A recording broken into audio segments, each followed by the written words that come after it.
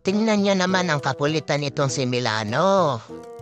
Narinig lang na ako ay pupunta sa supermarket. Nauna pang sumiksik dun sa bag ko. Talaga naman. Milano, anong balak mo? Ha? Uhulihin ka ng gwardiya sa supermarket. Bawal ang makulit na pusa doon.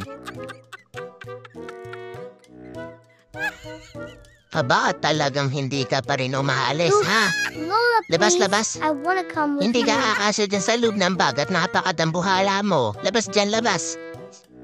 Talagang sinisiksik pa dun eh.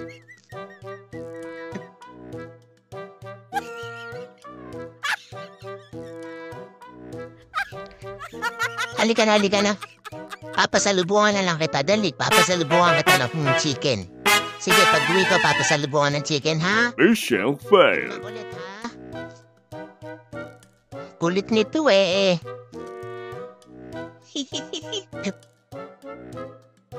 Lola, you promised me you will give me chicken. I don't see any chicken in here. Ate Este, bumangon ka na dyan, uubusan ka ni Milano ng chicken. Bahala ka. Ayan, no? Lola, this is only fries and coleslaw. No chicken at all.